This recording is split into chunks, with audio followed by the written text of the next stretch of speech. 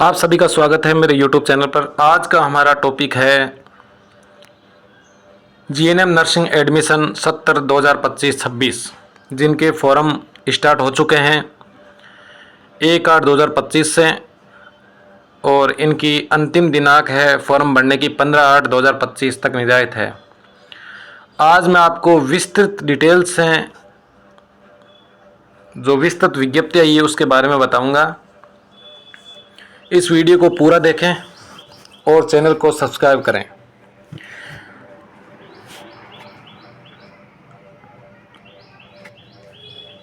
General nursing and midwifery 3 वर्षीय प्रशिक्षण पाठ्यक्रम, जिसके अंदर 6 माह की इंटर्नशिप भी शामिल है। 70/2025-26 में प्रवेश हेतु योग्य महिला या पुरुष अभ्यर्थियों से ऑनलाइन आवेदन पत्र आमंत्रित किए जाते हैं। ऑनलाइन आवेदन करने की दिनांक 1/8/2025 प्रातः 10 बजे से 15/8/2025 मध्य रात्रि तक निर्धारित की है।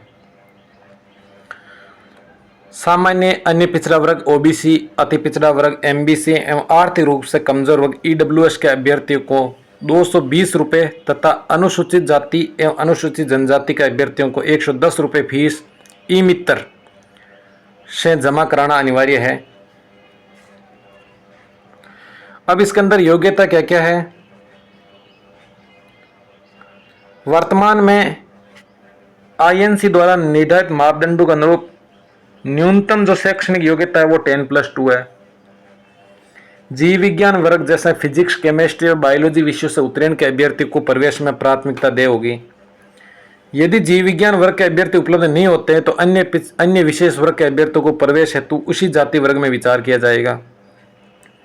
सामान्य, अन्य पिछड़ा वर्ग, ओबीसी, अति पिछड़ा वर्ग, एमबीसी एवं आर्थिक रूप से कमजोर वर्ग ईडब्ल्यूएस के अभ्यर्थियों के लिए 40% तथा अनुसूचित जाति जनजाति वर्ग के अभ्यर्थियों के लिए 35% न्यूनतम प्राप्तांक अनिवार्य है। अब आयु की गणना। दिनांक 31/12/2025 को न्यूनतम 17 वर्ष एवं अधिकतम 18 वर्ष पुरुष हेतु तथा न्यूनतम 17 वर्ष एवं अधिकतम 34 वर्ष महिला हेतु निर्धारित की जाती है।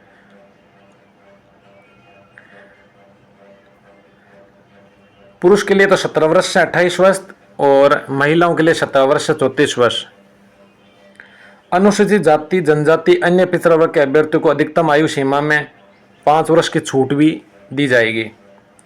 जन्म तिथि के प्रमाण हेतु सेकेंडरी उत्तीर्ण परीक्षा की अंक तालिका, प्रमाण पत्र की सत्यापित प्रति ऑनलाइन आवेदन के साथ स्कैन कर अपलोड करनी होगी। विभागीय कोटे में प्रवेश हेतु स्थायी कार्मिक अभ्यर्थियों की अधिकतम आयु 35 वर्ष होगी तथा स्थायी महिला स्वास्थ्य कार्यकर्ता एएनएम की अधिकतम आयु सीमा 40 वर्ष होगी। जो विभागीय कोटे से जीएनएम नर्सिंग करना चाहते हैं उनकी जो पुरुषों के लिए तो आयु है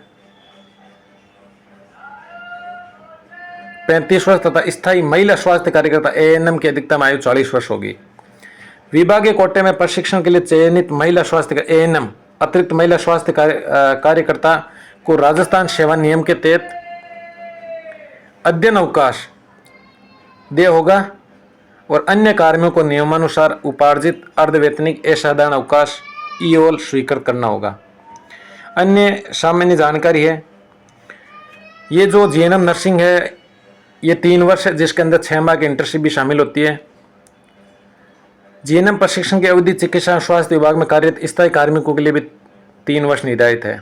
एएनएम की को मिडवाइफरी प्रशिक्षण की 6 माह की छूट दे नहीं है। माध्यमिक शिक्षा बोर्ड राजस्थान अजमेर के आदेश क्रमांक इतने के तहत राज्य सरकार की आईडी संख्या 586 दिनांक 18/7/2014 के अनुमानानुसार जामिया उर्द अलीगढ़ बोर्ड से सेकेंडरी उत्तीर्ण परीक्षा प्रशिक्षण की प्रवेश प्रक्रिया में शामिल नहीं किया जाएगा। प्रशिक्षण हेतु महिला और पुरुष अभ्यर्थियों का चयन 80/20 के अनुपात में होगा। 80% महिलाओं के लिए रिजर्व है, 20% पुरुषों के लिए। किसी वर्ग श्रेणी में महिला अभ्यर्थी यदि उपलब्ध नहीं होते हैं तो फिर पुरुष अभ्यर्थियों को प्रवेश दे होगा। काउंसलिंग प्रक्रिया में भाग लेने हेतु अभ्यर्थी राजकीय प्रशिक्षण केंद्र या निजी प्रशिक्षण केंद्रों का चयन कर विकल्प पत्र प्रस्तुत करना होगा। अभ्यर्थी द्वारा प्रस्तुत किए गए विकल्प के अनुसार ही राज्य स्तरीय मेरिट द्वारा राजकीय नर्सिंग संस्थान एवं जिला स्तरीय मेरिट द्वारा निजी नर्सिंग संस्थानों में उपलब्ध सभी सीटों पर श्रेणीवार आवंटन किया जाएगा। अतः राजकीय निजी नर्सिंग संस्थान हेतु एक ही ऑनलाइन आवेदन पत्र भरना होगा। राजकीय नर्सिंग स्कूल एवं निजी क्षेत्र में संचालित निजी नर्सिंग स्कूल में प्रवेश के लिए होने वाली काउंसलिंग हेतु 500 रुपये जो अग्रिम राशि बैंक ऑफ बड़ौदा शाखा भवन जयपुर की खाता संख्या इत्यादि में पदेन अध्यक्ष राजस्थान नर्सिंग काउंसिल एवं निदेशक के नाम से जमा करवाना होगा, जिसकी प्राप्ति रसीद अभ्यर्थी को ऑनलाइन काउंसलिंग के पूर्व विभागीय वेबसाइट पर दिए गए लिंक के माध्यम से स्कैन कर विकल्प पत्र के साथ साथ अपलोड करना होगा। उसके पश्चात अभ्यर्थी को ऑनलाइन काउंसलिंग में प्रवेश दिया होगा। इसी राशि का संयोजन फीस की राशि में भी कर दिया जाएगा। अभ्यर्थी को पूर्ण रूपेण स्वस्थ होना बहुत जरूरी है। सत्र आरंभ होने के संभव माह अगस्त 2025 के अंदर ये सत्र चालू हो जाएगा। राजकीय निजी नर्सिंग स्कूल की सूची एवं उनमें प्रवेश हेतु निर्धारित सीटों की संख्या काउंसलिंग से पूर्व विभागीय वेबसाइट पर उपलब्ध करा दी जाएगी। अभ्यर्थी द्वारा जिस जातिवर्ग श्रेणी में आवेदन किया जाएगा उसी जातिवर्ग श्रेणी में सीट आवंटन हेतु विचार किया जाएगा। अब काउंसलिंग। राजकीय सेवा में कार्यरत नियमित स्थायी विभागीय कर्मचारी को राजकीय काउंसलिंग के माध्यम से ही प्रशिक्षण केंद्र आवंटन किया जाएगा।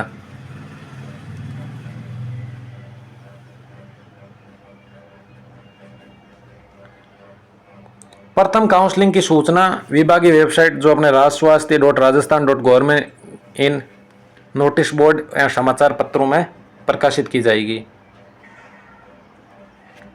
और विकल्प पत्र जो विभागीय वेबसाइट पर जारी नर्सिंग स्कूल की उपलब्ध सूची के आधार पर ऑनलाइन भरकर ही प्रस्तुत करना होगा। काउंसलिंग प्रक्रिया में भाग लेने हेतु अभ्यर्थी राजकीय प्रशिक्षण केंद्र एवं निजी प्रशिक्षण केंद्रों का चयन कर विकल्प पत्र प्रस्तुत कर सकता है। अभ्यर्थी द्वारा प्रस्तुत किए गए विकल्पों के अनुसार राज्य स्तरीय मेरिट द्वारा राजकीय नर्सिंग संस्थानों एवं जिला स्तरीय मेरिट द्वारा निजी नर्सिंग संस्थानों में उपलब्ध सभी सीटों पर श्रेणी वर्गवार छात्र आवंटन किया जाएगा। राजकीय निजी नर्सिंग स्कूल की प्रथम काउंसलिंग के बाद प्रवेशित अभ्यर्थियों की उपस्थिति की सूचना जो 15/9/2025 के पश्चात तत्काल निर्देशालय को उपलब्ध करानी होगी।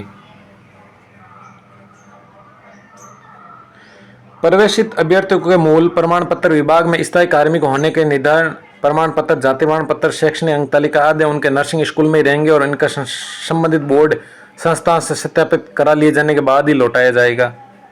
यदि सत्यापन के दौरान कोई अभ्यर्थी या कोई दस्तावेज फर्जी पाया जाता है, कूटरचित पाया जाता है, तो ऐसे अभ्यर्थियों को तत्काल प्रशिक्षण से पृथक करते हुए उसके खिलाफ नियमानुसार कानूनी कार्रवाई अमल में लाई जाएगी।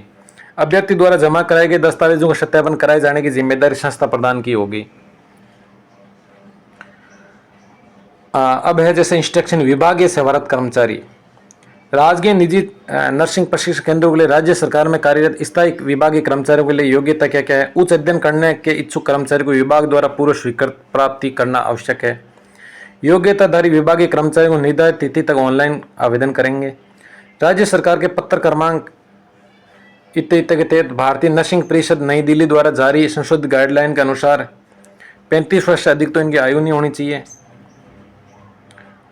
और एएनएम जो महिला स्वास्थ्य कार्यकर्ता है उनकी प्रशिक्षण प्रवेश हेतु अधिकतम 40 वर्ष आयु है।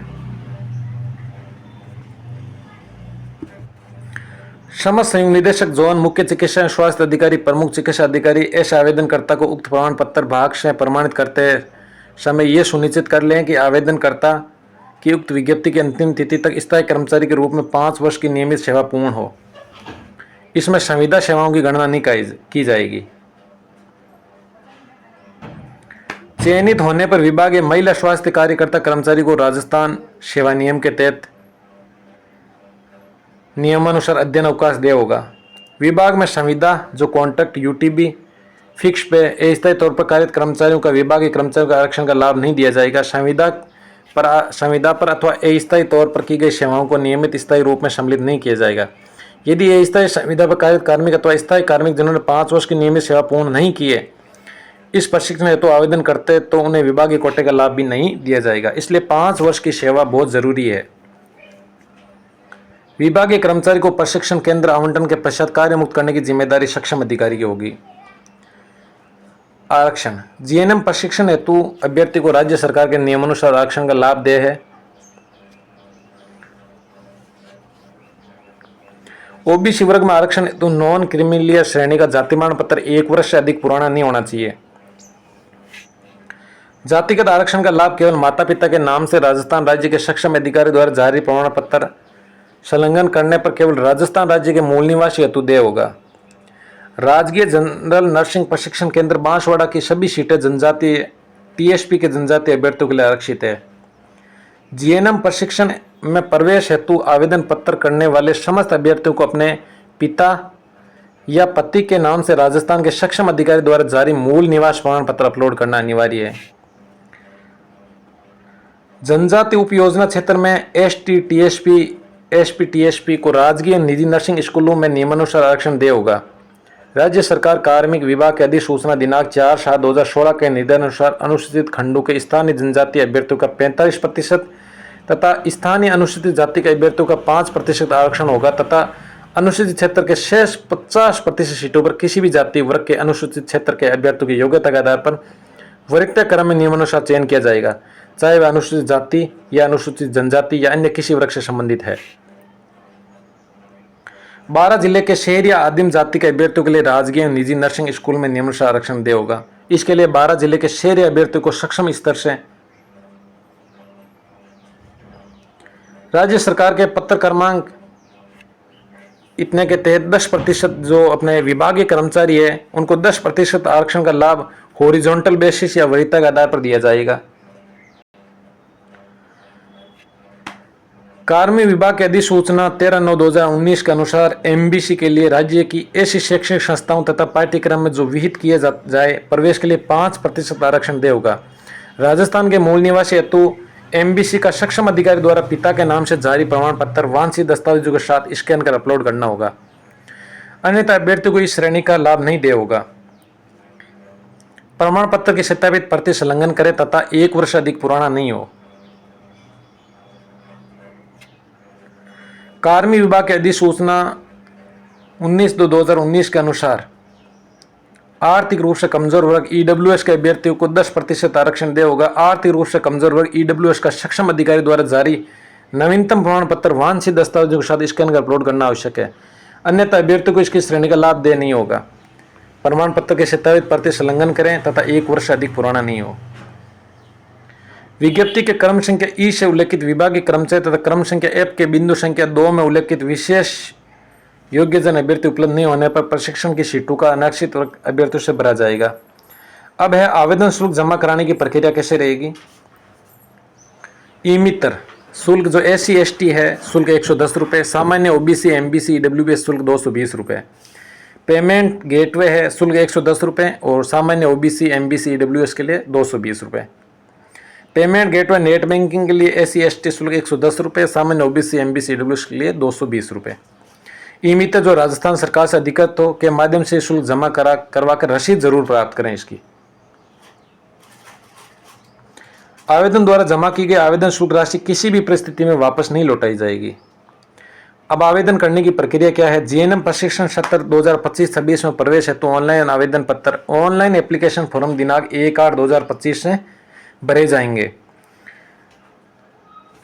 जिन्हें विभागीय वेबसाइट के माध्यम से भरा जाना आवश्यक है। ऑनलाइन आवेदन करने की अंतिम दिनांक है 15/8/2025। अभ्यर्थी अंतिम तिथि को मध्य रात्रि तक ऑनलाइन आवेदन भर सकते हैं। ऑनलाइन आवेदन शुल्क में ऑनलाइन आवेदन पत्र भरने की निर्धारित शुल्क राशि ई मित्र के माध्यम से ही स्वीकार की जाएगी। अभ्यर्थी अपनी श्रेणी के अनुरूप आवेदन शुल्क ई मित्र के माध्यम से जमा कर सकेगा। आवेदन शुल्क जमा कराते समय अभ्यर्थी स्वयं का नाम, पिता का नाम, जाति, वर्ग, श्रेणी, जन्म तिथि, मूल निवास आदि का वर्णन सादा पेपर पर अंकित कर ई मित्र पर प्रस्तुत करेगा। जिस माध्यम से आवेदन शुल्क जमा कराया जा रहा है वहीं से उसकी जमा रसीद प्राप्त कर लेवें। अभ्यर्थी को अपना हस्ताक्षर आवेदन के समय स्कैन कर निर्धारित स्थान पर अपलोड किया अनिवार्य है दिए गए स्पेसिफिकेशन के अनुसार। जाति प्रमाण पत्र आवेदन के समय स्कैन कर अपलोड किया जाना अनिवार्य है। जन्म तिथि हेतु सेकेंडरी अथवा समकक्ष राजस्थान बोर्ड से मान्यता अनुसार की अंक तालिका अथवा प्रमाण पत्र आवेदन के समय स्कैन कर अपलोड किया जाना अनिवार्य है। सीनियर सेकेंडरी अथवा समकक्ष राजस्थान बोर्ड से मान्यता अनुसार की अंक तालिका स्वयं द्वारा प्रमाणित प्रति आवेदन के समय स्कैन कर अपलोड किया जाना अनिवार्य है। यदि निःशक्तजन है तो मेडिकल बोर्ड से जारी निःशक्तता प्रमाण पत्र आवेदन के समय स्कैन कर अपलोड किया जाना चाहिए। ध्यान दें, निःशक्तता प्रमाण पत्र 3 वर्ष से पुराना नहीं होना चाहिए। विभाग के कर्मचारी जो नियमित स्थायी जो इस प्रशिक्षण हेतु अपना आवेदन कर रहे हैं वे अपने नियंत्रण अधिकारी से 5 वर्ष की नियमित सेवाओं का प्रमाण पत्र 6 में प्राप्त कर आवेदन पत्र के साथ स्कैन कर अपलोड करेगा। आवेदन द्वारा दस्तावेज अपलोड करने से पूर्व फोटो स्कैन, हस्ताक्षर, आवश्यक दस्तावेज जैसे सेकेंडरी, सीनियर सेकेंडरी अंक तालिका स्वयं द्वारा जांच लिए जाए कि समस्त दस्तावेज समुचित व सही है। बाद में इस संबंध में कोई परिवेदना स्वीकार नहीं की जाएगी। आवेदन पत्र ऑनलाइन सबमिट हो जाने के बाद एडिटिंग की अनुमति नहीं होगी। अभ्यर्थी विशेष रूप से ये नोट कर ले कि आवेदन शुल्क जमा कराने की रसीद में दर्ज विवरण ही ऑनलाइन आवेदन पत्र में स्वतः दर्ज हो जाएगी। आवेदक आवेदन पत्र पूर्ण रूप से भरने के पश्चात print out hard copy download कर लेवें तथा उसे अपने पास सुरक्षित रखें ताकि विभाग द्वारा मांगे जाने पर प्रस्तुत कर सकें। आवेदक को आवेदन से संबंधित कोई भी दस्तावेज कार्यालय में ऑफलाइन भेजने की आवश्यकता नहीं है। कार्यालय में भेजे गए दस्तावेज पर कोई कार्रवाई विचार नहीं की जाएगी। अभ्यर्थी ये ध्यान रखें कि ऑनलाइन आवेदन के उपरांत उन्हें आवेदन क्रमांक जो एप्लीकेशन आईडी है उपलब्ध होगी और यदि आवेदन क्रमांक उपलब्ध नहीं होता तो इसका अर्थ यह है कि आवेदन पत्र अभी सबमिट नहीं हुआ है। ऑनलाइन आवेदन पत्र दिनांक 1/8/2025 से निर्धारित अंतिम तिथि 15/8/2025 मध्य रात्रि तक भरे जा सकेंगे। इसके उपरांत ऑनलाइन लिंक स्वतः ही निष्क्रिय हो जाएगा। विभाग को विशेष परिस्थिति में परिवर्तन करने का पूर्ण अधिकार होगा। ऑनलाइन आवेदन करने के लिए सुविधा है तो आवेदक पत्र का प्रारूप विभाग की वेबसाइट जो rajswasthya.rajasthan.government से डाउनलोड कर उसे आवेदन करने से पूर्व हाथ से भर ले ताकि आवेदन पत्र में किसी प्रकार की त्रुटि न हो। ऑनलाइन आवेदन पत्र से वांछित समस्त सूचना अंकित करें। कोई सूचना गलत या अपूर्ण भरने पर अभ्यर्थियों का आवेदन स्वतः ही रद्द हो जाएगा, जिसकी पूर्ण जिम्मेदारी स्वयं आवेदक की होगी।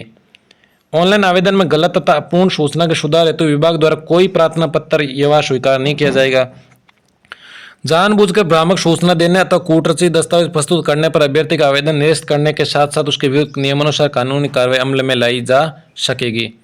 अभ्यर्थी जिस वर्ग के तहत आवेदन करने का पात्र वह उसी श्रेणी में ही आवेदन प्रस्तुत करें। बाद में श्रेणी में कोई परिवर्तन नहीं किया जाएगा। यदि किसी अभ्यर्थी के आवेदन पत्र में कोई त्रुटि है तो आवश्यक पुनः शुल्क जमा कर नया आवेदन कर सकते हैं। अब फीस क्या रहेगी गवर्नमेंट कॉलेज और प्राइवेट कॉलेज की? राजकीय स्कूल या निजी क्षेत्र में नर्सिंग स्कूल में प्रवेश लेने वाले अभ्यर्थियों को ऑनलाइन काउंसलिंग में प्रवेश हेतु ऑनलाइन काउंसलिंग से पूर्व राज्य सरकार द्वारा निर्धारित 500 रुपये जो नॉन रिफंडेबल होंगे, जो बैंक ऑफ बड़ौदा जयपुर की खाता संख्या राजस्थान नर्सिंग काउंसिल एवं निदेशक के नाम से जमा कराने होंगे। प्रवेश हो जाने पर फीस की राशि आवंटित प्रशिक्षण केंद्र उपस्थित के समय मूल दस्तावेजों के साथ जमा करानी होगी। निजी क्षेत्र में संचालित नर्सिंग स्कूल में प्रवेश हेतु राज्य सरकार द्वारा उक्त कोर्स के लिए 66,000 रुपये 66 वार्षिक अधिकतम तथा छात्रावास निवास की शुल्क के रूप में सिंगल बेडेड रूम में ₹18,000, अधिकतम डबल बेडेड रूम में ₹14,400, अधिकतम व ट्रिपल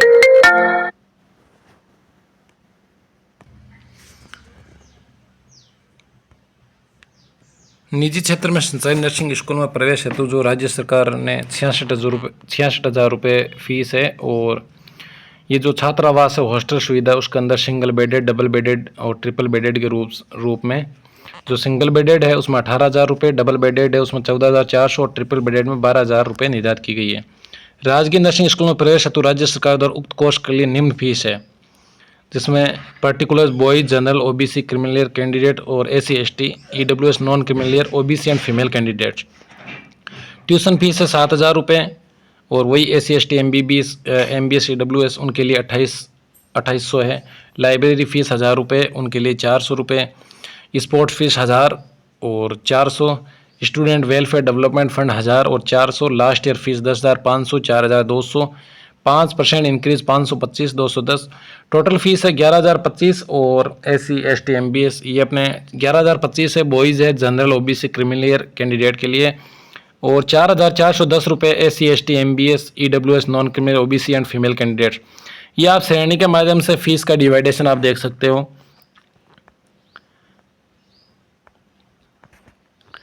इसके बाद है संक्षिप्त विज्ञप्ति जो मैंने आपको इस वीडियो के माध्यम से डिटेल से बता दी गई है। अब आप मेरे चैनल को सब्सक्राइब ज़रूर करें और विस्तृत विज्ञापन की PDF भी मैं आपको उपलब्ध करवा दूंगा।